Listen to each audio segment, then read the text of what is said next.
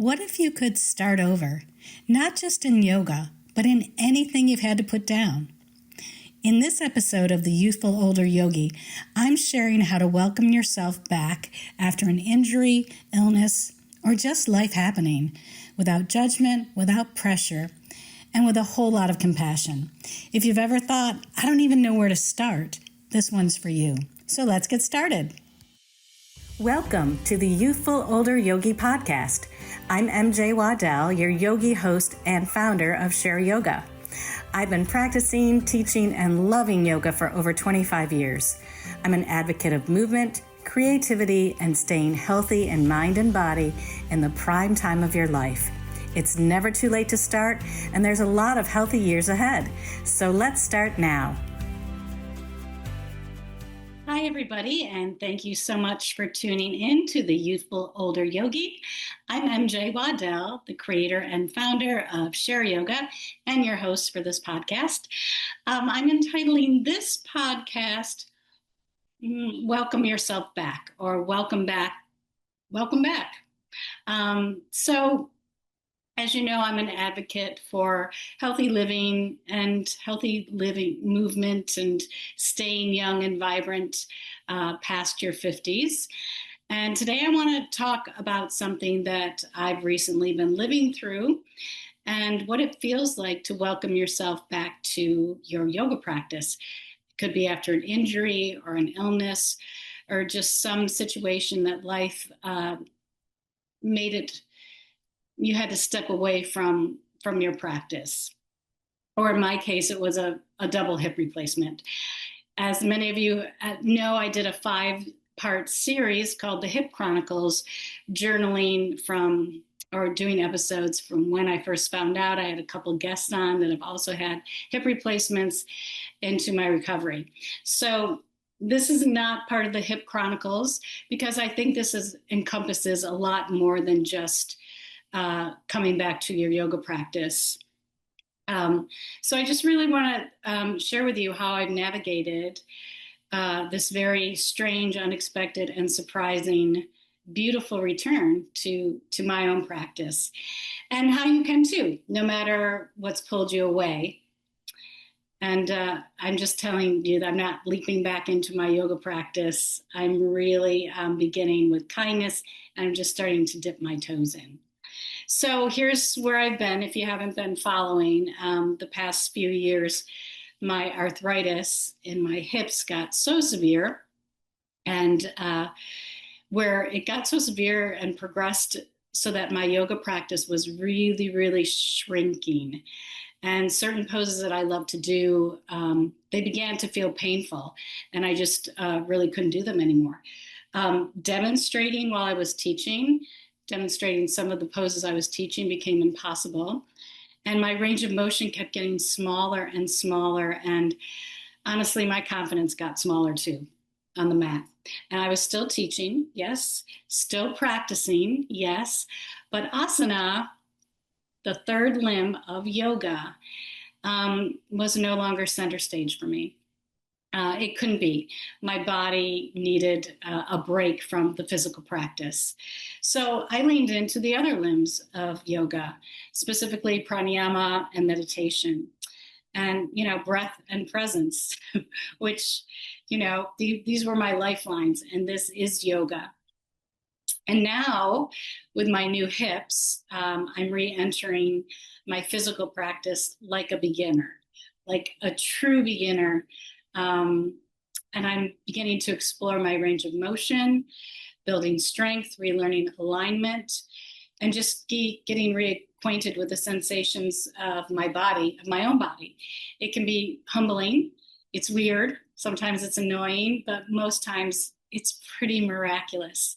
The best part is I'm pain-free, which when you're in pain for 2 years, or many of you may be living with chronic pain, you know what a toll that takes on your body, on your mind, on your well-being, just on everything. So I want to talk to those of you that have had to step away from your practice for a while, whether, again, it's due to an injury or an illness or just, life happening. And there's this idea, a preconceived idea that yoga is just all about asana or the postures. And that if you're not doing the physical practice, you're not doing yoga and or real yoga. And that's baloney. I call baloney on that. So, like I said, asana is one of 8 limbs of yoga, asana being the 3rd limb of yoga. And yes, it's very important. It teaches us about our bodies.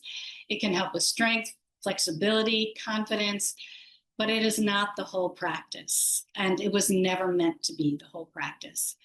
So pranayama, which is the 4th limb of yoga, is your breath work and meditation, awareness, and attention.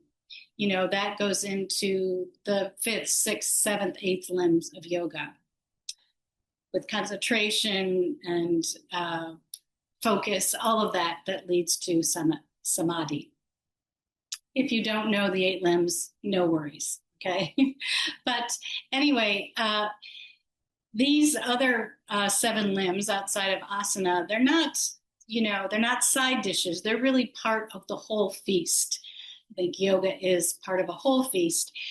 So if your body says or has been saying to you, not today to certain poses, that doesn't mean you're not practicing. It might mean you are finally practicing more deeply.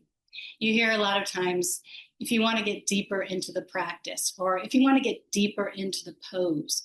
Well, to get deeper anywhere requires focus and attention and breath and a lot more things. So going deeply can mean a lot more than just, I'm going to go into a bind now, or I'm going to, move my body past its limitation. And the big point here is that these principles, or this principle, the bigger point is that this idea can apply to any area of your life. So whether you are returning to painting or hiking or playing piano or any type of discipline or hobby that you love and you had to step away from, you can return. And it might look a lot different when you return to it, but you're different too. And that's a good thing. I wanted to pop in and thank you for listening to The Youthful Older Yogi. I love bringing you great guests, education, and ways to stay youthful in mind and body. If you love the show and want to help me make it even better, please consider becoming a supporter. You get to choose how much and how often you give, and there's no commitment. And remember, I donate a portion of every dollar I receive to charity. For 2025, I've chosen United Nations World Food Program. Just click the support button in the show notes. And just as helpful is sharing the show with others. Thank you again so much for listening. And now let's get back to the podcast. So I'm going to talk about how to ease back into your practice or ease back into anything that you might have had to step away from. And maybe you're feeling the tug to come back, maybe you're not. Or maybe you just feel like, I don't want to start over. Or maybe you feel like, okay, I'm beginning again. So maybe you're just looking at your yoga mat over in the corner. It might be collecting dust or collecting whatever you throw at it. Or maybe it's your easel or the hiking trail or the piano or the instrument, and you're just looking at it. Well, first of all, if you're looking at it, then you're interested in it. Okay, I would just want to say that. And you're not running away from it. So here's a few kind of realistic, actual doable things you can do to welcome yourself back, whether it's yoga or any activity you've been away from. I say begin with the breath. Seriously, 2 to 5 minutes of breathing, consciously, kindly, with curiosity, is yoga. That is yoga. You can do this lying down. You can do this sitting up. You can do this at church. You can do it standing in your kitchen. You could do it seated at your piano, or seated in front of your yoga mat, or maybe seated on your yoga mat. And just start taking some deep breaths. taking deep breaths before you start anything or pick up anything new is really required. And you hear it and you feel it and you've sensed it, you've lived it. When you're trying something new, you just take a deep breath. I'm going in. That's what I say. I take a deep breath, deep exhale. I'm going in. And so that's my first type of tool. Just start breathing. Just take a few deep breaths. You might do, one pose. You might do one scale. You might do one brushstroke. Whatever it is. You might just walk down the driveway. It's okay. You just start where you're at. And then just the second thing is start small, smaller than you think. So when I first started practicing yoga, the practices were an hour and a half. This was back in the 90s. And the classes I went to and were minimum hour and a half. So I would think, well, if I'm not doing the full hour and a half, why bother? It's not going to be useful. So now, as I'm entering into my practice again, what about you hear this little whisper, and what about just one pose? One pose. Shavasana is the pose that I recommend because Shavasana, you lay down, you breathe, you allow your body, your nervous system, your mind to take a rest. Perfect. You've done it. Maybe you haven't rolled your yoga mat out. You can do it on your bed. You can do it on your couch. You can recline your car seat. You can do that. Okay. So just start smaller. And then the ego might say, no, I need to go bigger. Maybe if you're a painter, you're like, I need to finish that canvas. And maybe you just start by mixing some colors today, right? And just maybe 5 minutes, 2 to 5 minutes of anything is the start. It's doable.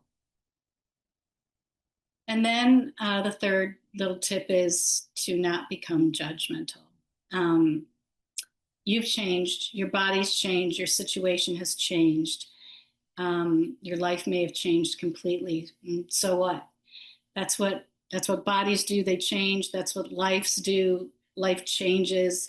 And instead of using I used to be able to, maybe try, well, I wonder what it feels like now as I've changed and grown. And, for me, there's so many poses. When I started in my 30s, so many poses, what people would call advanced poses, were super easy for me. And it was like they felt good, easy. My ego was like, man, I'm like rocking this yoga thing. Well, my body is now 65. I've got new hardware, brand new hips. My body is gracefully moving into a new chapter, and I like it. I'm accepting it because I can't do, and frankly, don't even want to try to do some of those advanced poses. I'm going to get as much out of my yoga practice doing basic poses and things that I need for my body and for my mind that are just as beneficial as the quote unquote, advanced poses that I did almost 30 years ago. Okay. Trust me, this makes a difference. Instead of saying, oh, I used to be able to do that, try saying, I wonder what it feels like now. I wonder what this might feel like. And the next tip is prop it up. Props, I've said it a million times, props are not crutches. They are tools. And it's like support. These props are there to support you. They're just so useful in your practice. So please don't be ashamed of them. Be proud of your props, of your blocks, of your straps, of your blankets, everything. Maybe you only have one prop. It's an eye pillow. Put it over your eyes and relax. So good. Maybe if you're starting again, maybe you just go into a beginner class or a restorative class, or there's community classes for painting, there's hiking groups, whatever your hobby, whatever your passion, find the people that also love to do it and just dip your toe back in. Okay. And then I want to say, if you are a yoga practitioner, you can let the other limbs lead the way. Okay. If asana or doing postures isn't desirable for you right now, or it's just not possible or accessible, lean into the rest, lean into the breath work, lean into the meditation, lean into journaling, lean into gratitude. All of this is yoga. This is all yoga. And these are all valuable. And, leaning into other parts of your crafts or your passions that feel like they're nourishing you instead of forcing you into the harder parts of your passion or your hobbies or your interests. So also dealing with injury or illness or loss or whatever hard things that you've had to deal with, sometimes it might feel like you're broken. And I can tell you wholeheartedly, you are not broken. Just because you may have stepped away from something that you loved or did love, it doesn't mean you failed. You're not behind. You're not less than. You're simply a person with a body and a life that's adapting. Let me say that again. You're a person with a body and a life that is adapting and constantly changing. And that's something to honor, that we get this life. And yeah, it might not always, circumstances and situations can come and fly out of the blue. It happens to everybody, okay? But it's not something to hide from. It's something to honor. Remember, you're a person that's life with a body and a life that's adapting. So returning to whatever it is, painting, running, yoga, music, writing, whatever it is, it's not about just bouncing back and throwing yourself back in. It's about tuning in. Okay. So my invitation to you is, whether you're rolling out your yoga mat for the first time in weeks and months or years, or, whether your practice now includes more breath work or more meditation or more journaling, maybe less back bends. And, whether you're stepping back into a forgotten hobby or a discipline, that once brought you joy, just welcome yourself back gently. Welcome yourself back gently, playfully, with kindness, with curiosity and compassion. And it's going to look different. It's going to feel different. But so are you. You're different, and that's the beauty of it. So that's really all I wanted to say today, and share with you today. So I hope, if you are in one of those times in your life where you're not practicing your hobby or your interest or your passion, it's okay. It's always there waiting for you. Yoga is always there waiting for you.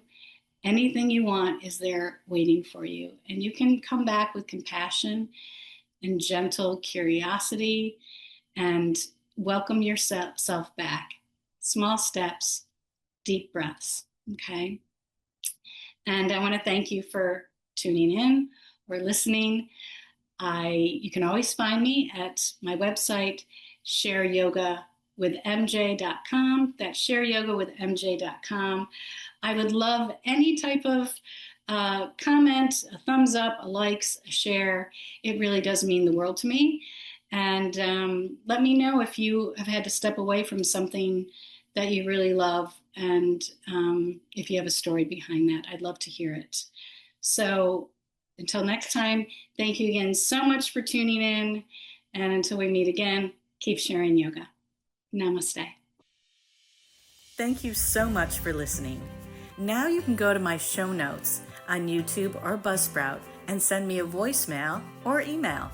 I'd love to hear what topics you'd like me to speak about, what your thoughts are on the episodes, and maybe I'll share your message on a future episode. please subscribe to my website, shareyogawithmj.com, so you can receive my newsletters and be first to know about my retreats, workshops, courses, and freebies. If you navigate on social media, you can find me mostly on Facebook and a bit on Instagram at Mary Jane Waddell. That's Jane with a Y, Jayne. This podcast would not be possible without the help of my editor, Dan Jones from Cocoa Beach Productions. You can find Dan at cocoabeachweb.com. And of course, thanks to my generous guests who share their time, insights, and youthful wisdom. Remember, the Youthful Older Yogi podcast is presented solely for educational, inspirational, and entertainment purposes. It is not intended as a substitute for a physician or other qualified professionals.